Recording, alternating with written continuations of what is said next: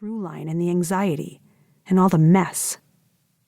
It was a question that only underlined Jess's passion for the old stories, established and contained, archetypal, stories that came with resolution and made sense of life's terrifyingly infinite possibilities.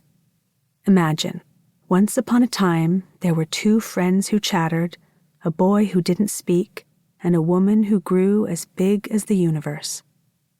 Fairy tales, Jess would lecture in her work. Some of them are older than any other cultural artifact you'll ever encounter, crossing cultures and passed down through the ages, and they belong to you, to all of us, the building blocks for our understanding of the world and how it works. Anyone who's ever read a Grimm story, she determined, would be able to fathom ISIS, for example, gruesome beheadings, torture, cruelty, terrible chance and destruction. Nothing new under the sun. There were people who'd never heard these stories, though, or at least the versions that hadn't been watered down, the stories about little children lost in the woods and the birds that peck your eyes out, about wicked stepmothers who get their just desserts and witches roasting in ovens. For some readers, it was all about the gingerbread house, everything Disney and sweetened right up. But you missed something, Jess would insist, when you skipped the tragedy, the violence, the thirst for justice, the vengeance. These stories were a way to understand the world. Curses from nefarious godmothers, or a witch with an apple. The Little Mermaid who traded her voice for a pair of legs and an earthbound life. Transactions and intentions that do not go as planned. Clara's room, 1998 to 1999. Clara Summers had been poaching eggs.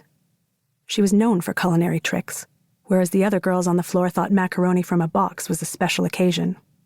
And when Jess came into the kitchen, she was hit by the smell, the suggestion of something tainted. She gagged at the eggs, and Clara saw it.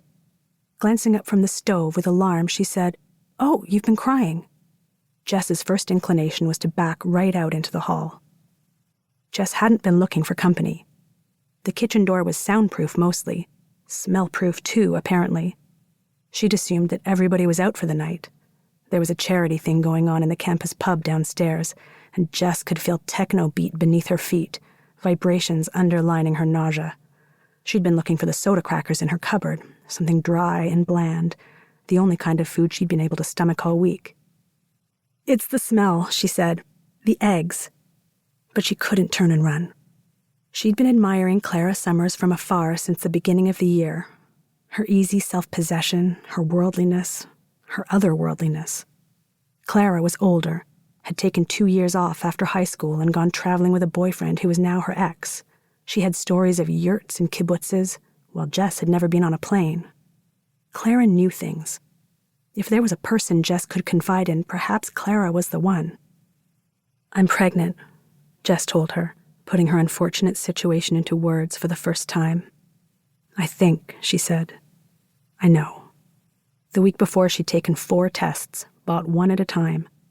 Disbelieving the results of each one, the stupid stick with its glaring positive, 2 pink lines where there should have been 1, marching straight back to the drugstore to purchase another test, the one that she hoped would deliver the result that she was looking for. "Honestly, I can't believe it." Clara said, "Really?" She pointed with her spatula at the pot and said, "You want me to throw this out?" The eggs were nearly set. "No," said Jess, who headed to the couch in the corner and knelt on its arm. She opened the window and stuck her face against the screen to breathe in the cold winter air. Outside, snowflakes were falling, illuminated by the streetlight's glow. The museum across the road was lit up for a gala that was miles away from her life. She exhaled. "That's better." Even though the screen was dusty, she could almost taste the metal, and she knew the relief of the fresh air would only last a minute. "How far along?" Clara asked. Jess had to think about it. "Since October," she said, removing her face from the window, turning back towards the room. "When it happened, so 2 months, I guess?" And she really didn't like the sound of that. 2 months was such a solid block of time, whereas in the back of her mind were all these weeks she